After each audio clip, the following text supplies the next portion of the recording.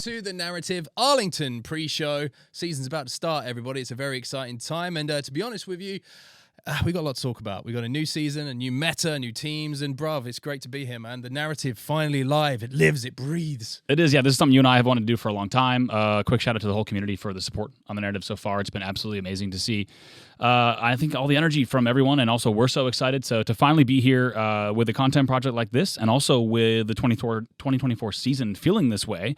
It's just an exciting time. Yeah, exciting to be here. It is, and I'm going to do the housework before we get going here. Just press follow. Be nice. Thanks, everyone. Yeah, appreciate it. Otherwise, it's going to be a very long road for us. Anyway, let's get into the conversation. Let's talk about the new season because it is just around the corner. It's Sunday right now. We fly on Tuesday to get out to the event itself. And, of course, the event kicks off on the Friday, as they always do. So let's talk about the new season because there's a lot of new things, right? New meta, new maps. What's the one thing that's jumping out to you straight away that you love about some of the new maps and modes? Yeah, there's so many things to be excited about this season. I would say you and I have been talking a lot about the maps and mode changes. We kind of did a Twitter space talking about them as well. And I would say the biggest thing, if I had to pick one that I'm enjoying the most right now, is probably camo on streets. There's a lot to talk about, but camo on streets is big because for a long time I had been talking to pro players about, okay, rockets need to go on streets. What should go there? And I was even kind of talking with pro players about, like, what are some inventive ideas? What can you do? But I think camo takes it away from. With rockets, it was always a story of, is this person going to miss the rockets? Which is like the opposite dynamic you want for a power weapon. It should be, if someone's going to grab this, what kind of badass shit are they going to do with it? I think the camo really achieves that. And you're able to grab it. You have to make a play. There's a big variance in what you can do, right? Do you lose camo in a trade, which is a big deal, or do you somehow get a 4 dead? Do you continue the momentum? So I like how camo's playing on streets. It's really changed the map. Yeah, I agree. I think camo is one of my favorite power-ups because it's a positive power-up, as I like. It encourages movement, right? You're not going to stand still, like you say, with the rockets. The amount of times we'd be there and be like, oh, someone's peeking cafe to try and waste a rocket. Right, like, right. Great. It's all thrust. It was all thrusts and spikes and like baiting and waiting, It got a bit static, and we want movement. We want people to be engaging, but I mean, for me, I'm looking at King of the Hill changes because I love some of these new hills. Recharge is the obvious one, right? Yeah. We're not going to have that kind of scrap bottom middle first hill around where the camo's coming up as well, which always makes it like even more of a mess because, well, for obvious reasons, you know, coming off spawn, you got immediate line of sight. I love the battery hill. I think it's tough to lock down, but at the same time, it's like you can lock it down. Yeah, it also feels like on paper, if you look at the map, it feels like batteries should be where the game kicks off. You know, it just feels like it just works well. Yeah, camo away from it. You got to go out your way to get a power up. Yeah, I really like it. I mean, there's a lot to say about some of the King of the Hill changes. I think all of them positive. To be honest with you, I love the changes that have come up. But you know, new season. We talked about the Bandit. Let's talk about Arlington a little bit, right? Because it's the first season, first event of the season. Excuse me, it's not the first season. It's the first event of the season. We're back at Texas. We are. Surprise, surprise. But I will say it's the only time we're in Texas this year. That's right. We got to look forward to it, right? That's right. Yeah, I'm excited to be back in Texas once this year, not 3 times this year. Really excited about the event. Like we said, there's so much going into this season. I think it's safe to say that between new weapon, new meta, new rosters, it's the biggest amount of changes that have happened coming into an event in a long time. And I think there's the most question marks there have ever been around an event right now. I think which is an exciting place to be. That's not easy to do with a game with a multi-year life cycle. The fact that there's a lot of questions and marks about how each game type is going to play on LAN, right? Especially when you're looking at the Bandit, like online players are dying around corners, it's right? Weird, isn't it? Because like I feel like we've watched loads of Bandit gameplay now, but we still haven't had an event on LAN, so we don't know how it feels on LAN, which is just like crazy, right? Yeah, it really is. Like I was talking to SnakeBite when I got to hang with SnakeBite and Lottie for a while, and like one of the first things he said was, it's you die around corners online, and on LAN it's going to be a lot different how these battles go, which is going to be exciting to watch. Yeah, I think Bandit's going to be pretty kind of unrelenting in those battles. If you make a mistake, you're going to get punished hard. So looking forward to seeing that. But let's talk about some of the team changes that have gone down because we've got some new rosters coming together, of course. We've got some new teams, new players all kind of going their separate ways. One team that hasn't changed, of course, is FaZe, current world champions. But I want to talk about a little bit about complexity because I'm really excited by them. 4th seed going into the event, which is a great job from the online tournament. Of course, there's a lot of work for them to do. Everybody's waiting for the first event because they want to see how they perform on the big stage. But for me, it's a very exciting lineup, a kind of a mixture of youthful exuberance and G-slides and Ryanoob. Exactly. Who's a dad now. He's a dad in more ways than one. I mean, congratulations. I joked the other day, it's like I'm watching them scrim and I can't remember who I was talking to. It might have been, I don't want to throw anyone under the bus. Anyone who was having a conversation with me immediately gets thrown under the bus. It's a bad idea. But I was saying, God, do you know what? It just feels like a dad playing with his 3 kids. And I was like, wait, he's actually is a dad now. Yeah. And these probably could be his.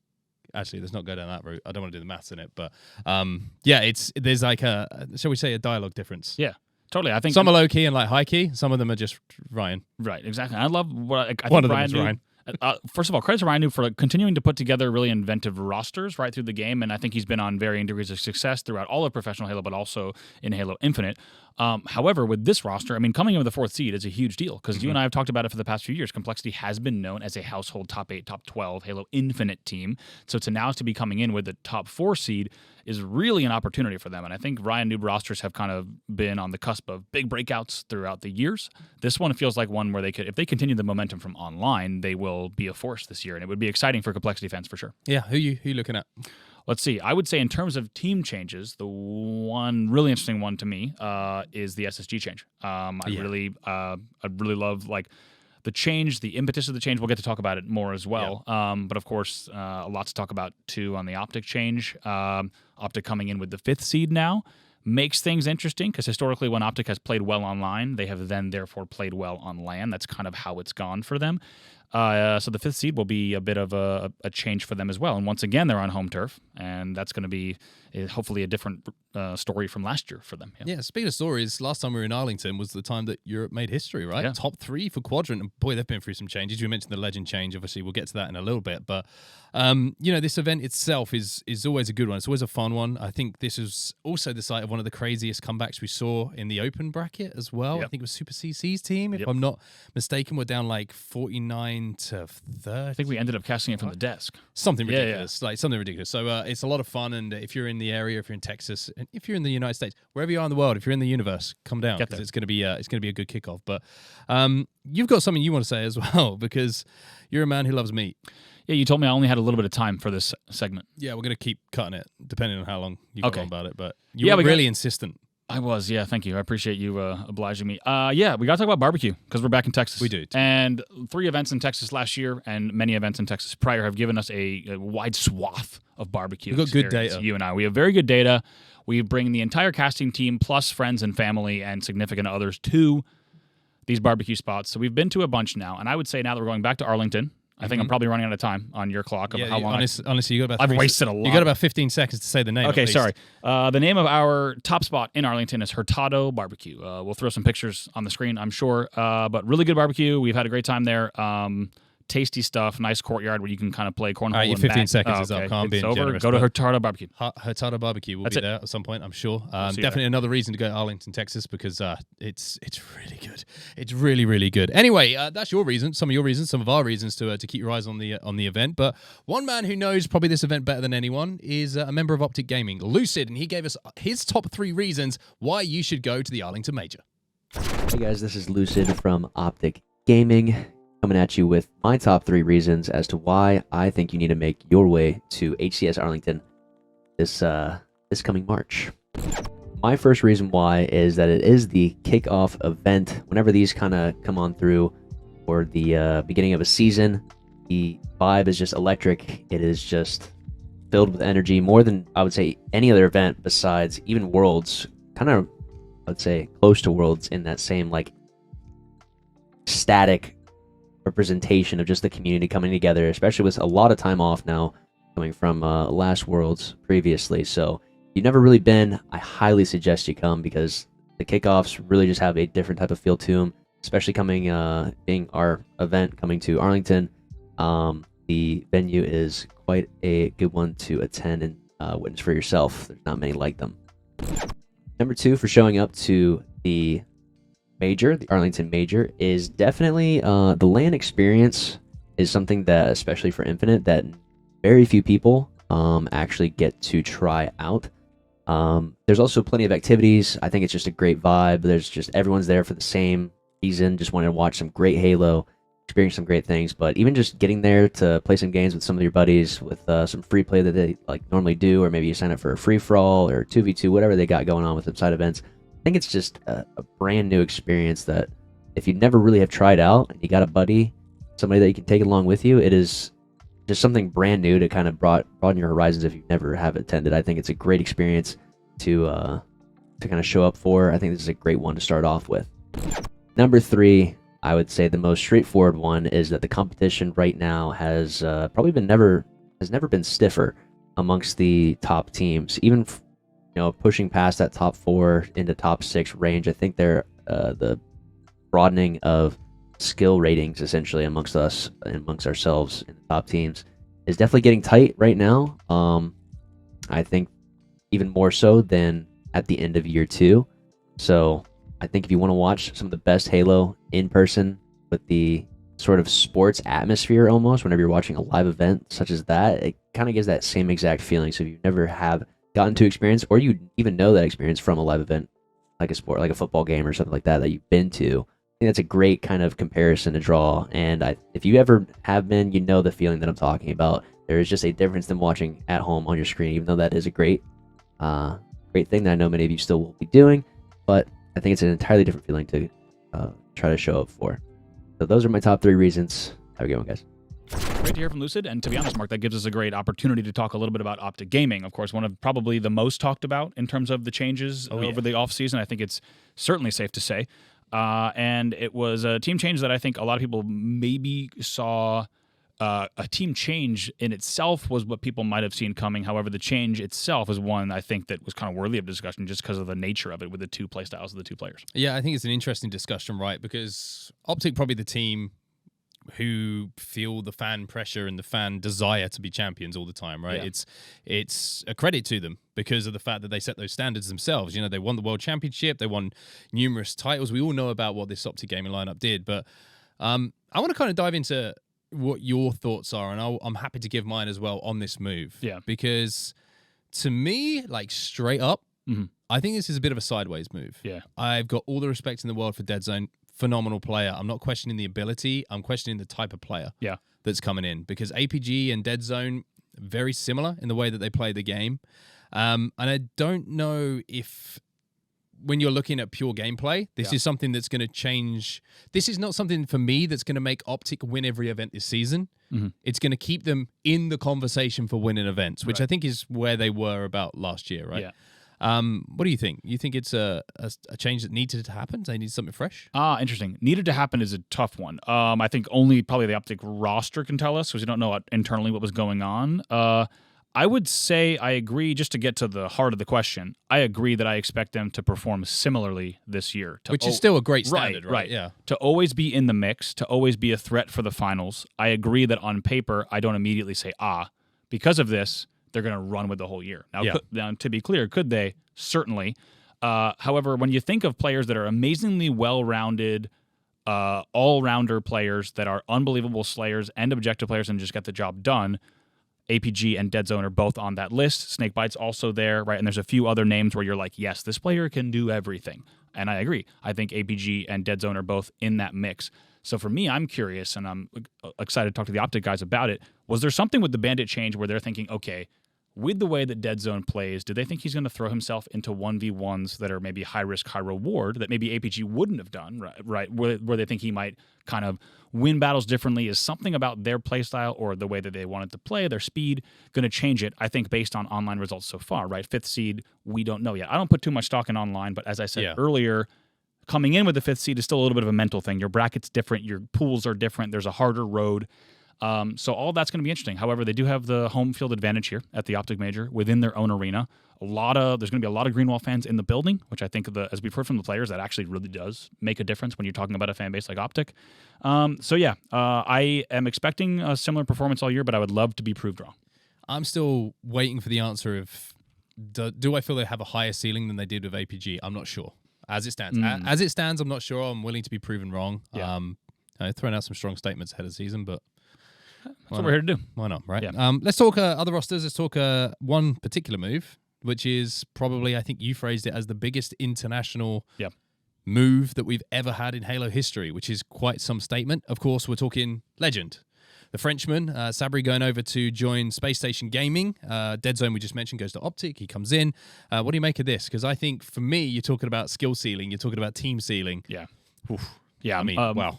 Most exciting change on paper, without a doubt. I think it's, without question, the biggest international move. I think before that, you might have said it was the tapping buttons Halo 5 move, which at the time, for tapping buttons to go to Evil Geniuses was huge. This is that, I would say, times 10, right? Yeah. It's testament to Legend himself, and what I love is it's not surprising to see them pick him up. Instead, I think it's like, wow, Legend is that good. It's testament to how good Legend is. It's testament to what a Quadrant accomplished last year, and it's testament to how good Europe has become. And now that you have a top European player on what is a threat to grand finals and tournament championships this year, really exciting. I love the move. I think it's a huge opportunity, and as you said, a big ceiling boost for what they can do. And I think if SSG plays it right, it's all about let Legend become unleashed, right? When you look at what Legend can do alongside a player like Bound, it's just like there's really I would say the sky's the limit. It's going to be amazing. Yeah, I mean, it's terrifying. Yeah. It's when you go through rosters, I think FaZe has always been the kind of the playbook of like what type of players you're looking at, right? And when they added Renegade, it took them a little bit of time. Let's be real. It took them a little bit of time to find where that ceiling was, but it's ridiculously high. Yeah. You look at SSG now, like you mentioned, like you got Bound, you've got Legend, you got Stellar. And then Eco. I mean, it's on paper, it's disgusting. The pivot of that team, like making the... Yeah. I can compete with FaZe and Slaying. It really can. And that's when it gets exciting, I think. And luckily Infinite has brought this out over the course of the last 2 years, that we have seen players truly playing at the best, right? Where you're seeing min-maxing to the extreme. You're seeing players do everything they need to in each game, and everyone putting up amazing numbers. And that's when Halo is most exciting, is when you're seeing players absolutely push to the limit. And when you think of a FaZe roster, all 4 of those players firing on all cylinders up against this current SSG roster where no one's missing, right? That is like a dream of like incredible Halo. And there's a good chance we're going to get a grand final along those lines this year. Yeah, and speaking of Legend, we've been talking about him a lot. He was kind enough to lend a little bit of time to us for an interview. We found out a bit about his move to the new continent in North America and his new home, as well as how the move to SSG actually came about. So I've been only here since like 2 weeks, I think. So it's a little bit too soon to say like I'm an American, but maybe at the end of the year, who knows, like if I get an American accent, maybe I will like consider myself as an American. Who knows? I will not say like my life is like really different from my life in France. I just sit here all day in my room playing Halo, to be honest. But I got Bound's family who like really took care of me. So they made the transition really easy. So I have nothing to complain about. So one day I was playing Halo and like I received a message from like Eco on Discord, which is like, I mean, I've never talked to him really before, so like I knew like when I received the notification, I knew like something was like going on. And like he asked me, yeah, like, is there any chance you're moving to the US or like having a spare bedroom with someone? And I say, yeah, I'm down, like, because like obviously it was like my dream to play in the US, so I didn't really hesitate to say yes. Then he told me like, I will let you know, then it happened. Like, I don't think there is like necessarily roles at the highest level. You gotta be able to do everything. Like, maybe back in the day, like, I know like one guy needs to slay, one guy needs to play objective, something like this. But right now, like, you gotta be able to do everything nowadays. So I don't think I have a specific role. Like, you can have like a way you tend to play. Like, honestly, I like to play objective a lot, or like slay. I like to do everything, to be honest. So I don't think I have a role.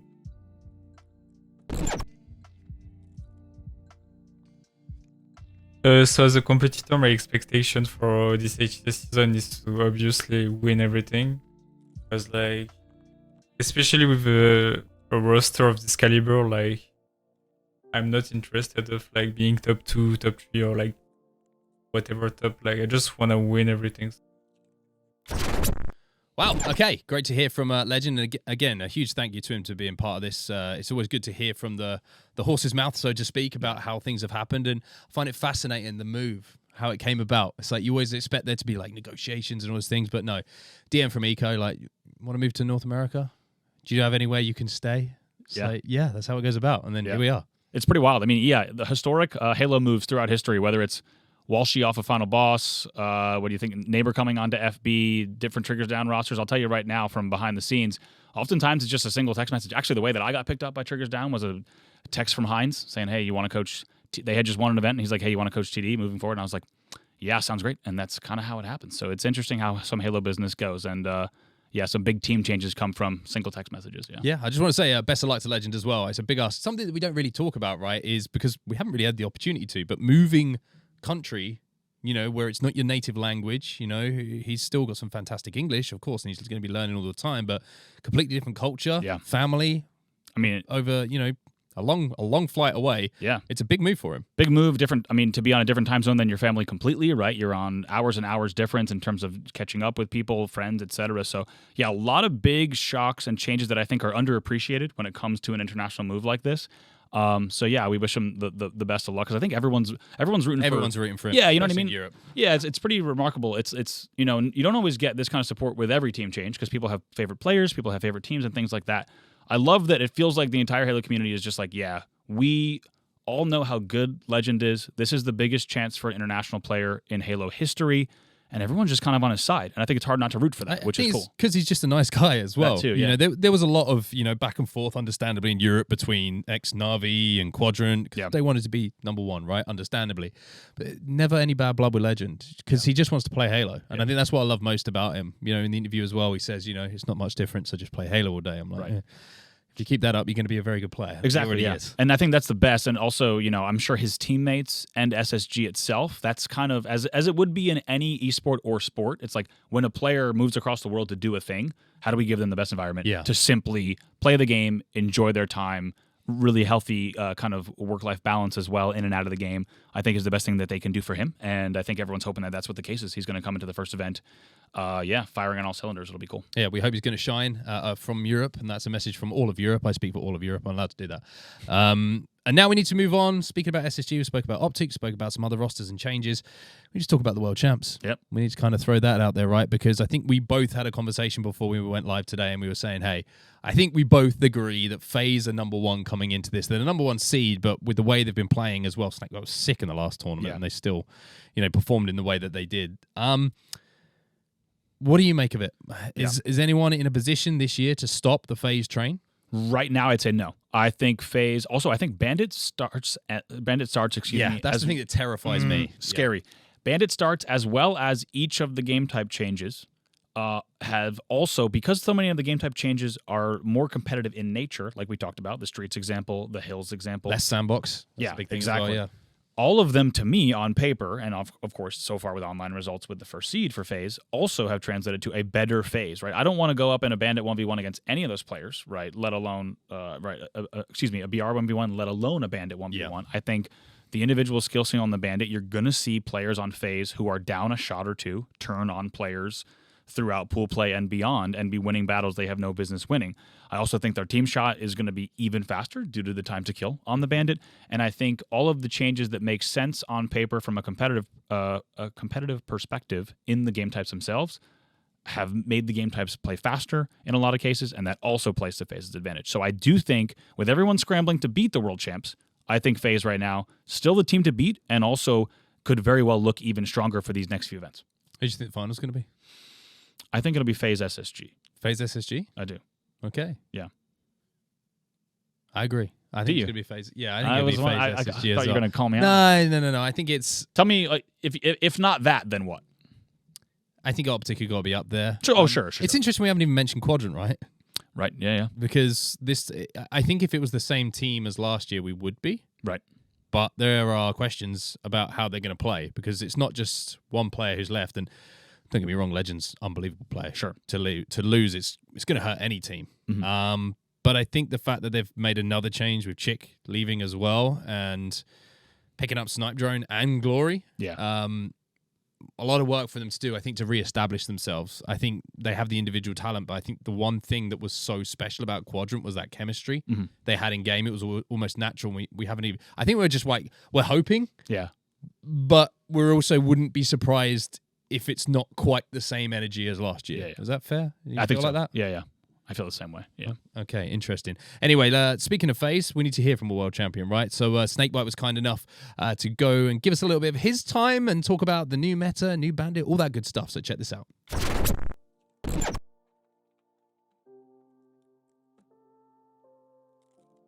Yeah, so obviously heading into the season, we have quite a few changes. We have new game modes, new bandits, or new starting weapons, I should say. So, it's been quite an effort to try to get ready to a point to compete at a high level. Anytime you make any change in the game, there's going to be quite a shift and quite a attention to detail that we really have to put into. And obviously now with the starting weapon, hill rotations, the new map, those are all really big changes. So just heading into the season, I don't think they necessarily impact us in a negative way, but just we couldn't really rely on, in my opinion, a lot of the work that we put in last season because there's so much new things to learn. One specific change that I actually have quite enjoyed and I thought was pretty good was the Shroud being placed on recharge. I've kind of felt for a while that Shroud probably belongs on the map, given it's such a site-heavy, cross-heavy, team shooting-esque map. So I think that the Shroud being added in was a really good addition. Other stuff we'll have to wait and see and play to see if it's going to be any good. But yeah, I think the Shroud is a great addition. Get the repulse out of there and throw that equipment in. I think the map update that has been the most challenging for our team to get used to has actually been live fire. The reason I say that is because live fire, I feel like, was really probably one of our better game types pretty much all season, all year, last year. Now they have camo instead of an overshield. The Shroud is replaced. We have the repulse now bottom mid, and we have a quantum back green. So, it's quite significant changes with different hill rotations now as well. So throw in some bad, broken, weird spawns, some with a new spawn system, some to do with the bandit, some with it just being messed up at the moment. So yeah, I would say like just having to adjust to all those things. There's the question of how much does the quantum block a spawn. There's a lot of different variables now thrown into that we need to adjust. I'd say that would probably have been the hardest one. Not even like we're bad at it, but just given how much I felt like we had it down last season to now going into the season, almost having to just rewire our brains on a couple different plays. I'm really excited to see SSG picked up Legend. Obviously, his individual talent speaks for itself. For me, I just think going into last year, I was really motivated a lot by the Quadrant guys and what they were accomplishing and some of the new milestones that they were hitting. Obviously now Legend coming over to NA and making it onto an incredible roster like SSG. I'm excited to see just his career and just, kind of the map that he's going to lay out for himself. So, I'm rooting for him as much as I can. Obviously, we're competitors, but I think it was a great addition. Like I said, his talent is amazing. So, just excited to see, just excited to see a great player on a great team, and maybe break down some barriers, and hopefully we can start getting a lot more talent into NA as well.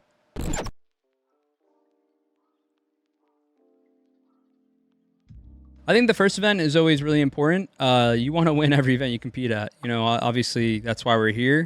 The one at the end, being Worlds, is usually the biggest one that everyone wants to win, and obviously there's many different reasons of that. But you want to have a good start. So for me, just heading into the year, the first event is always going to be almost as important as the last one. You need to take a lot from the first event heading into the future ones, though. So this one is like a big one to go out and win, but more so what I always feel like it is in the first event you compete on a year is really your limit testing, all of the hard work that you put in, all the practice you put in. It's been months and months of developing strategies and working on stuff, and now is going to be finally you get to test it. And for the most part, hopefully that test goes well. But sometimes, not even like an event could go wrong, but sometimes just some plays and, some things maybe you drew up in your mind that you thought would go better don't, and you got to throw it out and throw in something different. So the first event is super important to win, but there's a lot of takeaways that you need to be looking out for. Whereas maybe on the last event, you don't really think about it once it's over.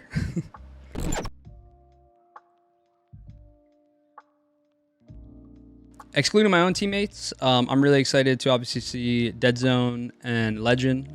We talked about them a little bit earlier. A lot of great players. A lot of great players coming in. I'm excited to see a whole bunch of new teams and new rosters. It'd be hard to just pick just one. Last Shot is obviously an incredible individual talent that I feel like is getting a great opportunity with a great group. I'm hoping everything goes safe and smooth for Druck to be back. I mean, he is an absolute monster of a competitor. To miss out on him last year was a real shame. So having him back is going to be incredible. Yeah, too many to pick, but I'm excited to see it all back in action. So there we go. We hear from FaZe. We hear from the captain, the world champions. I think they feel like this is going to be their season once more. Yeah, and I think they've bred that confidence in that team, right? Whenever you talk to any player on that team, they are so confident, and for good reason, to come in with the number 1 seed like that. One team we haven't talked about, though, is going to be in the top 3 seeds for this event, and that's going to be Sentinels. And I think... Why do we never... I feel like we honestly give a disservice to Sentinels. I think everyone does. And it's not deliberate. And I'm not saying they should. No, 100%. And I think it's not deliberate. Also, I think for them coming in with the 3rd seed, right, is a big deal because normally we have seen Sentinels historically, if we look at their average seeds and placings over the course of Halo Infinite, it has ranged really from kind of top 3 all the way to top 12, and I think they've mostly been within that top 6, top 8 range. So to come in with the 3rd seed is a huge credit to them. I think they look really good this year, and we have to talk about them because I think they demand to be talked about. Yeah, exactly. They're kind of playing so well that you can't ignore it. And to say that they are likely to pull the title from either of the seeds above them, I think is a tall order. However, I expect them to be fighting for those top 3 spots without a doubt, especially with how they've been online so far. See, that's the thing, isn't it? I think that probably answers our question. Like, why aren't we talking more about Sentinels? It's because we have limited time. We're really bad at limited time, by the way. Yeah. Last time you said that, I think you were saying I hope a video is going to be 30 seconds. It was long. It was 60. It was double. That was double. So the show did, yeah. I think one of the reasons is I find it difficult on paper to see this Sentinels roster consistently beating one of the top 3. And I think that's the word, right? Consistently. Exactly. They can beat in 1 out of 5 series. I could see that happening. But you only get 1 series in an event, maybe 2, if brackets are weird. But I think they still look incredibly dangerous, and I still think that they have a very high ceiling as a team, which I still don't think they've hit. I don't think so either. I mean, we saw as Salt Lake City last year, we saw flashes of that, right? Yeah. And we saw where they could be. But it's putting series after series together in a bracket run that there just seems to always be one where they just come up short, and just game 5, whatever it is. Yeah. I mean, the crazy thing is, Sentinels' year could have looked different if they had a few clutch moments in game 5s. And we always talk about it. We laugh about it. We're like, how many times did FaZe win game 5s? Like, and if they didn't win that game 5, they could have had like top 3s, top 4s. Yeah. Even less. Yeah, it's crazy. But they win them. Yeah. And that's how thin the margins are when you're looking at this level of competitive Halo. And especially was last year because I think we hit kind of this beautiful peak of competitive intensity and small margins between the teams. Yeah. I think Bandit starts and the new settings have a chance to have that gap wider, potentially, or just as close. We'll have to see if anyone really starts to pull away. But I agree. For Sentinels, the word is consistency. And if they find that consistency, right, I think they're going to be an even bigger threat than they already have been. And they will have not just a high ceiling, but a consistent one as well. Here's a question for you. If Sentinels win the first event of the year, do you think that all Halo professional players will start renting office space to be like Lethal? It's a good question. Also, I mean, you have to respect Lethal's grind, okay? Because anyone who's watched it on Twitter, I mean, the man goes through... Called it the walk of shame. He did. Also, how about the memo? Can we talk about... Oh, my God. I know we're on limited time, but we got to talk about the memo that Lethal received in the office that said, due to the accident... due to the tragic... It was an email. It was tragic circumstances or something, wasn't it? Yeah, it was. We have to give everyone background just in case you don't know. Lethal, because of his shit internet at home, has to commute into an office that he rents in like a co-working space or office building just to play the game on stable internet, which is funny in itself, right? It's also funny. Part of me really wishes that he was just hiring a desk at like a multinational. Right. And he was just sat in the pen. Everyone else is doing their spreadsheets, like just making sales calls. And he's just gaming. And he's picking up camos, baby. All the time. Okay, so that's funny in itself, especially because it's Lethal and you can imagine his demeanor and antics around that. Then he gets an email on one tournament weekend that says, and he has no context, mind you, it says, due to the tragic accident yesterday, we will be closing at 2 p.m. today, which is hilarious. However, what accident? Harrowing. Sure, it's harrowing. It's confusing. It's funny. But like, what accident was so bad that it happened yesterday, but we stayed open this morning and we're going to close 2 p.m. today? I don't think it makes sense. Yeah. Do you know what? We're going to have to catch up with him at the event. We got to find out the backstory, and we'll do that for you guys because we care. We do. And we'll get most importantly, we want to know the answers. We're going to get to the bottom of this. Yeah. Okay, but on the real, players, to answer your question, I don't know if players will be jumping at the opportunity to get office space. Okay. All right. Let's leave it there. Honestly, I don't think that's good enough. The last thing I'll say, I think it's in the top 4 seeds. I don't think anyone would have predicted Sentinels and Complexity to be in the top 4 seeds. Yep. It's an exciting kind of seeding and pool play. It's going to mix things up a bit. You're going to have messy pools where you have questions around what OpTic's going to do with the 5th seed, what Shopify will do in their pool as well. I think there's a lot of question marks around the seeds and the pools, and it's going to be exciting to watch. Awesome. I think that's pretty much all we've got time for. To be honest with you, we had less time and we've just kept talking. Yeah. But it's been pretty good. So I'm pretty happy with things. Hopefully everyone is excited for the kickoff major as well. Do us a favor once more. It's the only time I'm going to ask, Andy. You can ask for half of them. I'll do the other half, right? Sure, you go. Follow us on X at the narrative OB. OB if you're wondering why. Onset Bravo. Because it couldn't be BO. It had to be OB. Because that would have been too close to home. Too real. Follow us here on Twitch if you can. We would love you forever. One day we'll get a sub button.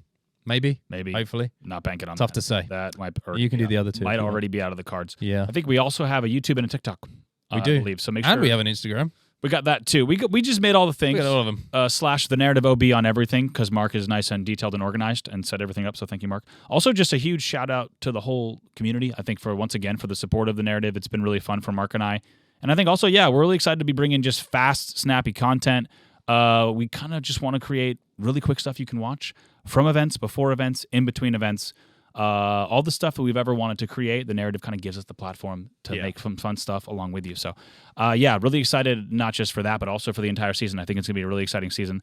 Brand new teams, brand new settings, and it's going to be a lot of fun this weekend. Yeah, let's keep on making some cool shit. And hopefully the first event is going to be an absolute banger, as Wes Price would say. Also, Jimbo interview coming this Thursday. Oh my goodness, we forgot about that. Hey, look at this. So Jim from FoE. If you're interested in backstory and story in general about teams, what they go through in the off season, how everything goes down, and the pressures of everything you see away from the screen, trust me, you want to listen to this interview. It was quite something. A lot of fun. Yeah, we'll play just a little bit of a teaser here. I'm sure you'll be able to see it on the screen. But really exciting talking to Jim, and I think that gets to the core of what we're trying to do here as well, right? I think the narrative is all about finding the human story. Exactly. Finding the human stories of, right, what are people really playing for? What are they fighting for? What is their story so far? And kind of what's most important to them in the world of competitive Halo, because we have so many great people and stories to tell. And we're excited to try to do that as best we can.